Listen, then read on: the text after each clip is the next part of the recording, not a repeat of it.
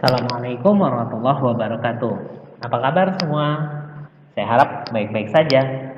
Kali ini kita akan berbicara tentang dampak dari media sosial. Fokus kita, kita akan berbicara sedikit tentang dampak media sosial hari ini. Entah media sosial apa yang kalian gunakan, pasti nanti ada dampak baiknya dan ada dampak buruknya. Kita akan pelajari keduanya dan bagaimana cara menghindari hal-hal buruk yang ada di media sosial.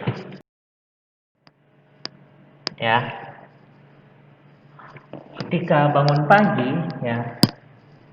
dahulu kala mungkin kita akan bangun, sholat subuh. Mungkin kalau sebelum sholat subuh kita tahajud dulu, bersiap-siap, merapihkan kamar, melipat selimut, dan kita langsung bergegas untuk beraktivitas. Namun itu terjadi pada dahulu kala. Zaman sekarang kebanyakan kita bangun langsung cari HP. Yang lain sudah bergegas, kita masih cari HP. Nah, memang ini terjadi, mungkin tidak semua orang, tapi kebanyakan orang begitu. Just deal with it. Kalian harus hadapi itu. Mau nggak mau, ini adalah kenyataan.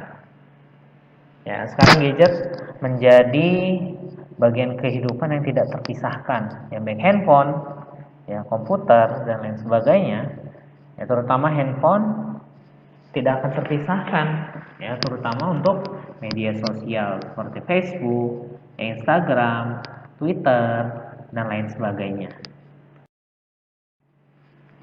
Nah, ada beberapa dampak positif yang kita bisa peroleh, namun ada juga dampak negatif yang bisa kita terima dari pemakaian atau penggunaan sosial media. Untuk positifnya, dapat mengumpulkan keluarga dan saudara yang jauh. Contoh, misalkan saya punya saudara di Jawa Timur. Tidak mungkin saya berkomunikasi melalui surat atau setiap hari bolak-balik ke Jawa Timur. Tidak mungkin kan? Tapi dengan adanya media sosial, misalkan seperti chat, kita bisa mengumpulkan keluarga yang jauh maupun saudara yang jauh tanpa perlu kita bolak-balik ke sana, cukup dengan gadgetnya. Kedua, memperluas jangkauan pertemanan. Mungkin kita bisa mempunyai teman dari Venezuela, dari Amerika, dengan modal sosial media. Dan jangan lupa, kalau orang luar negeri tidak bisa bahasa Indonesia, jadi kita harus bisa bahasa internasional. Selanjutnya, sebagai media penyampaian informasi yang mudah. Saking mudahnya, kita tinggal klik, atau kita tinggal berbicara di gadget kita, maka informasi itu akan sampai meskipun beda negara, beda jam, beda waktu. Misalkan saya menelpon orang Amerika, kalau di sini siang jam 12, berarti di sana jam 12 malam juga. Nah, tapi langsung tersambung. Nah, itu sebagai media penyampaian informasi yang mudah. Sedangkan untuk negatifnya, ketika kita udah terlalu terobsesi, kita udah terlalu senang, kecanduan, nggak bisa lepas dari gadget, apalagi dari pagi sampai malam scroll media sosial terus, kita akan sulit bersosialisasi dengan sekitar. Mungkin yang tadinya kita suka main layangan, malah lebih mending main HP aja deh, main game deh.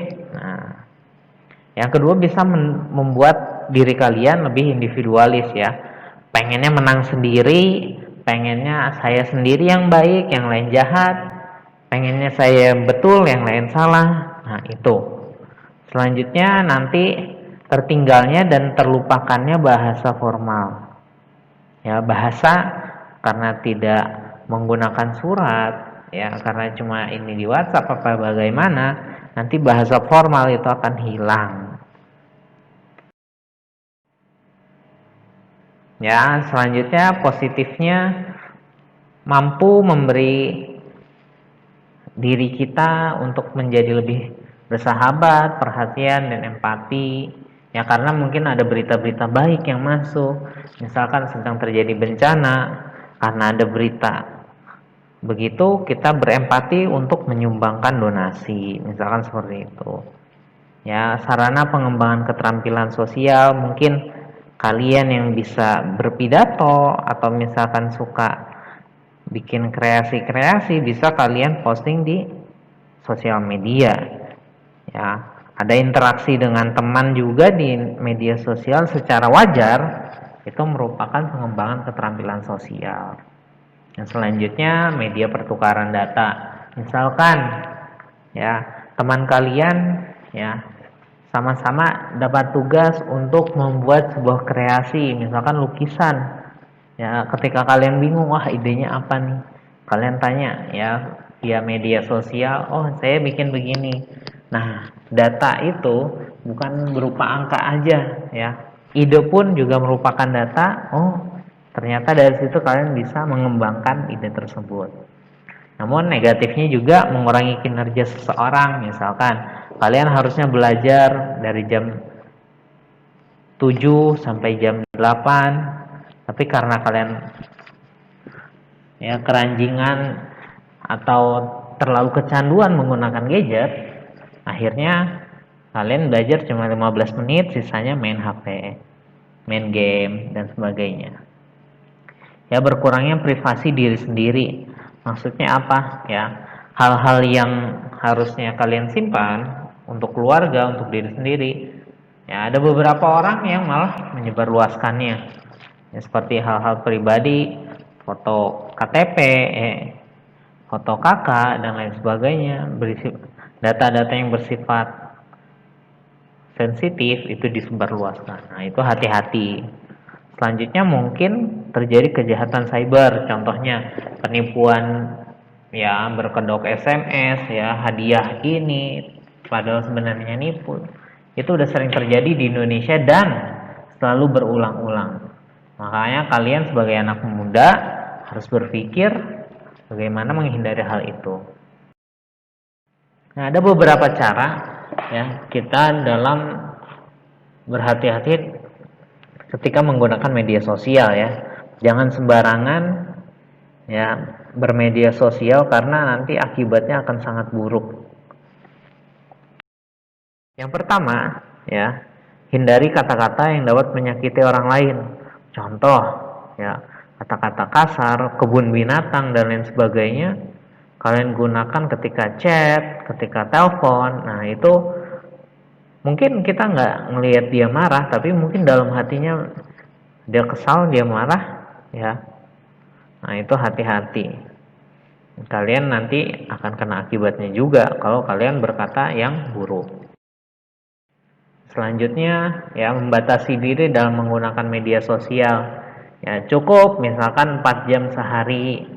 Ya, tapi bukan 4 jam terus-terusan, tapi mungkin setengah jam.